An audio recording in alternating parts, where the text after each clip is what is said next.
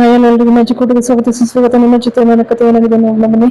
ಇಲ್ಲಿ ಭೂಮಿ ಮತ್ತೆ ಅಜಿತನ ಕಾಂಟ್ರಾಕ್ಟ್ ಮದುವೆ ಒಪ್ಪಂದದ ಮದುವೆನ ಸಂಗೀತಾಗಿ ಹೇಳ್ಬಿಡ್ತಾಳೆ ಅಶ್ವಿನಿ. ಪಾಪ ಆಕೆ ತಡಿಲಾರ್ದೆ ಆಘಾತನ ಅಲ್ಲೇ ಜ್ಞಾನ ತಪ್ಪಿ ಬಿದ್ಬಿಡ್ತಾಳೆ. ಇಡೀ ಮೈಂಡ್ ಎಲ್ಲ ಬ್ಲಾಂಕ್ ಆಗ್ಬಿಡುತ್ತೆ.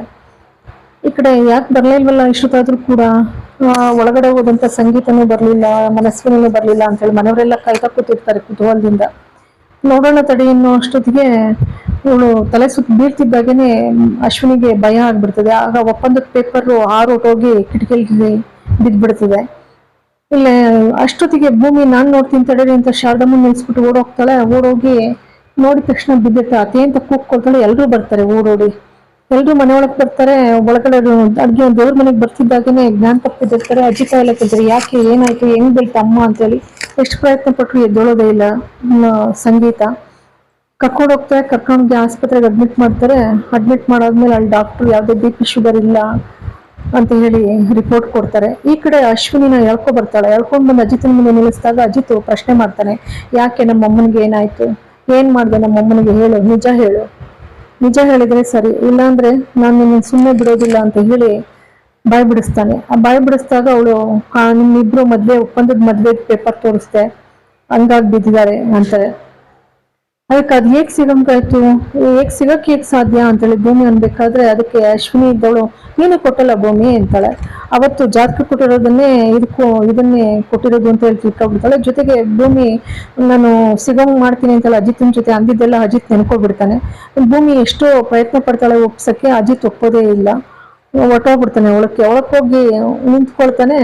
ಇಲ್ಲಿ ನಿಂತ್ಕೊಂಡು ಕೇಳ್ತಾಳೆ ಅಶ್ವಿನಿನ, ಏನೇ ಹೌದೇನೆ ನಾನು ನಿನಗೆ ಕೊಟ್ಟಿದ್ದು ಅಂತಾರೆ. ಏನೀಗ, ಹೌದು ಹೇಳ್ತೀನಿ, ಏನ್ ಮಾಡ್ತೀಯ ನನ್ನ ಅಂತಾರೆ. ನಂದಿದ್ದಾಗ ಈ ಕಡೆ ಎಲ್ಲ ಸುತ್ತುವರಿತಾರೆ. ಡಾಕ್ಟರ್ ಬರ್ತಾರೆ. ಡಾಕ್ಟರ್ ಬರ್ತಿದ್ದಾಗನೇ ಎಲ್ಲ ಒಂದೊಂದು ಪ್ರಶ್ನೆ ಮಾಡ್ತಾರೆ. ಏನೋ ಸುಮ್ಮನೆ ಬಿದ್ದಿದ್ದಾಳಲ್ವಾ ಹಾಗೆ ಹೀಗೆ ಅಂತೇಳಿ. BP ಶುಗರ್ ಏನೂ ಇಲ್ಲಲ್ವಾ, ಹೌದು BP ಶುಗರ್ ಏನೂ ಇಲ್ಲ, ಆದ್ರೆ ಮನಸ್ಸಿಗೆ ತಡಿಲಾರ್ದಂತ ವಿಷಯ ಹೇಳಿದಾಗ ಅಷ್ಟೊಂದು ದೊಡ್ಡ ಆಘಾತ ಆಗುತ್ತೆ. ಹಾಗಾಗಿ ಮೈಂಡ್ ಬ್ಲಾಂಕ್ ಆಗ್ಬಿಟ್ಟಿದೆ ಅವ್ರಿಗೆ. ಇದನ್ನ ಅಂಜುನು ಅಂತಾಳೆ. ಸರಿ, ಎಲ್ರು ಅದನ್ನ ಕೇಳಿ ಶಾಕ್ ಆಗ್ತಿದೆ ಎಲ್ರಿಗೂ ಕೂಡ. ಈ ಕಡೆ ದೇವಿಯಾನಿ ಪುರೋಹಿತರ ಜೊತೆ ಹೀಗೆ ಮದ್ವೆ ನಿಂತು ಹೋಗ್ತಾ ಇದ್ದಿಲ್ಲ ಅಂದಾಗ ಅದಕ್ಕೆ ಅವ್ರು ಹೇಳ್ತಾರೆ, ಮೊದ್ಲು ಸಂಗೀತನ ಹುಷಾರಾಗ್ಲಮ್ಮ, ಆಮೇಲೆ ಮದ್ವೆ ನಡೆಯುತ್ತೆ ಅಂತೇಳಿ ಅವರು ಹೇಳ್ಬಿಟ್ಟು ಹೋಗ್ತಾರೆ. ಇಲ್ಲೆಲ್ಲ ಬೇಸರ ಮಾಡ್ಕೊಳ್ತಾರೆ. ಸಂಗೀತಾಗಿ ಆಯ್ತಾರ ಅಂತೇಳಿ ಅಜಿತನ್ ತಡಿಯಕ್ ಆಗುದಿಲ್ಲ, ಸಿಟ್ಟ ಓಡ್ ಬರ್ತಾನೆ. ಅಷ್ಟರಲ್ಲಿ ಇವಳು ಇಲ್ಲಿ ಮಾತಾಡ್ತಾ ಇರ್ತಾಳೆ. ಭೂಮಿನೂ ಕೂಡ ಸಮಾಧಾನ ಮಾಡ್ಬಿಟ್ಟು ಮತ್ತೆ ಅಶ್ವಿನಿ ಹತ್ರ ಬರ್ತಾಳೆ. ಅಶ್ವಿನಿ ಹತ್ರ ಬಂದು ನಿಂತ್ಕೊಂಡು ಎಳ್ಕೊಂಡ್ ಬಂದು, ಏನೇ ಹೀಗೆಲ್ಲ ಮಾಡ್ದಲ್ಲ, ಇದು ಮಾಡಿ ಸರಿನೇನೆ ನೀನು ಮಾಡಿದ್ದು, ಹೌದು ನಾನು ಮಾಡ್ತೀನಿ, ನಾನು ಇನ್ನ ಮಾಡ್ತೀನಿ, ಇದು ಹೇಗೆ ಗೊತ್ತಾಯ್ತು ನಿನ್ಗೆ, ನಾವಿಬ್ರು ಮಾತಾಡ್ತಾ ಇದ್ದೋ, ನಾವಿಬ್ರು ಗಂಡ ಹೆಂಡತಿ, ಪರ್ಸನಲ್ ಆಗಿ ನಾವೇನು ಮಾತಾಡ್ತಾ ಇದ್ದೋ, ನೀನ್ ಹಿಂಗೆ ಗೊತ್ತಾಯ್ತು ಈ ವಿಚಾರ ಎಲ್ಲ, ನೀವ್ ಮಾತಾಡ್ತಿದ್ರೆ ನಾನು ಕೇಳಿಸ್ಕೊಂಡೆ, ಹೌದು ಕೇಳಿಸ್ಕೊಂಡು ನೀನ್ ಇಟ್ಟಿರುವಂತ ಪತ್ರನೂ ಕೂಡ ನೋಡ್ದೆ, ಬಂದ್ ತಗೊಂಡೆ, ಏನ್ ಇವಾಗ ಏನ್ ಮಾಡ್ತೀಯ, ಏನ್ ಮಾಡ್ತೀನ ನಿನ್ನ, ಚಟಿರ್ ಅಂತ 2 ಕೆನ್ನೆಗ್ ಕೊಡ್ತಾಳೆ. 2 ಕೆನ್ನೆಗ್ ಬಾರಿಸ್ಬಿಟ್ಟು ಮನೆ ಹಾಳಿ ಹೀಗೆಲ್ಲ ಮಾಡ್ತೇನೆ, ಏನೋ ನಮ್ಮಿಬ್ರು ನಡುವೆ ಯಾವುದೋ ಒಂದು ಒಪ್ಪಂದದಿಂದ ಮದ್ವೆ ಆಯಿತು, ಆದ್ರೆ ಮದ್ವೆ ಆದ್ಮೇಲೆ ನಾವಿಬ್ರು ಕೂಡ ಡಿಸೈಡ್ ಮಾಡಿದ್ವಿ ಗಂಡ ಹೆಂಡತಿಯಾಗಿ ಮುಂದುವರಿಯೋದು ಅಂತ ಹೇಳಿ.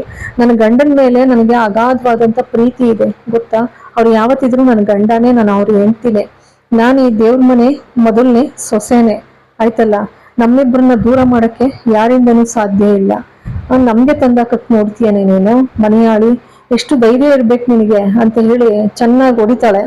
ಆ ಹೊಡೆದಾದ್ಮೇಲೆ ಮತ್ತೆ ಅವಳು, ಭೂಮಿ ಗೊತ್ತಲ್ಲ ನನ್ನ ವಿಷಯ, ಏನೇ ಗೊತ್ತಿರೋದು ನೋಡು, ಹೇಳ್ತಾ ಇದ್ದೀನಿ, ಇವತ್ತು ವಾರ್ನ್ ಮಾಡ್ತಾ ಇದ್ದೀನಿ ನಿನಗೆ, ನೀನು ಹಿಂಗೆಲ್ಲ ತಂದಾಕಿ ಎಷ್ಟು ನಮ್ಮನ್ನ ದೂರ ಮಾಡಿ ಇವತ್ತು ಸಂಗೀತಮ್ಮನ್ನು ಈ ಸ್ಥಿತಿಗೆ ತಂದಿದೆಯೋ, ನೀನ್ ನನ್ನ ಮಾತ್ರ ಸುಮ್ಮನೆ ಬಿಡೋದಿಲ್ಲ ಕಣೆ, ನಾನು ನೋಡ್ತಾ ಇರು, ನಾನು ಆ ಮನೆ ಸೊಸೆನೆ, ಅಜಿತ್ ಸಾಹೇಬು ನನ್ನ ಗಂಡನೇ, ಆಯ್ತಲ್ಲ, ನಿಜವಾಗ್ಲೂ ನಾವಿಬ್ರು ಗಂಡ ಹೆಂಡ್ತಿನೇ, ನಾವಿಬ್ರು ಗಂಡ ಹೆಂಡತಿ ಆಗಿರೋದನ್ನ ನೀನ್ ತಡೆಯೋಕ್ ಆಗೋದೂ ಇಲ್ಲ ಯಾವತ್ತೂ ಕೂಡ, ಆಯ್ತಲ್ಲ, ನಾವಿಬ್ರು ಮದ್ವೆ ಆಗಿರೋದು ನಿಜ, ಯಾವ್ದೋ ಸಂದರ್ಭದಲ್ಲಿ ಹಂಗಿರ್ಬೋದು ಅಷ್ಟೇ,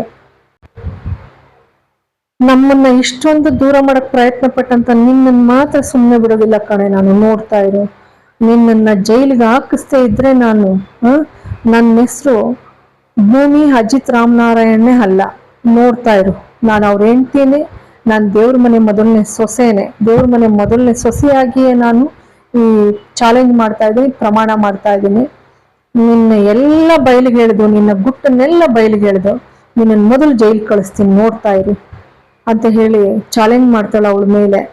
ಚಾಲೆಂಜ್ ಮಾಡ್ತಿದ್ದಾಗೇನೆ ಹಿಂದೆ ಬಂದು ಅಜಿತ ನಿಂತಿರ್ತಾನೆ, ಗೊತ್ತಿರೋದೇ ಇಲ್ಲ ಅವಳಿಗೆ.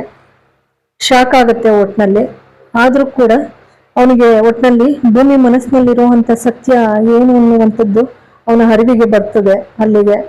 ಹಾಗಾಗಿ ಎಲ್ಲೋ ಒಂದ್ ಕಡೆ ಅವನು ಸತ್ಯನ ತಿಳ್ಕೊಂಡಂಗಾಗ್ತದೆ. ಇಲ್ಲಿಗೆ ಒಂದು ಸಂಚಿಕೆ ಮುಕ್ತಾಯವಾಗ್ತದೆ. ಎಲ್ಲರಿಗೂ ಕೂಡ ಅನಂತ ಧನ್ಯವಾದಗಳು.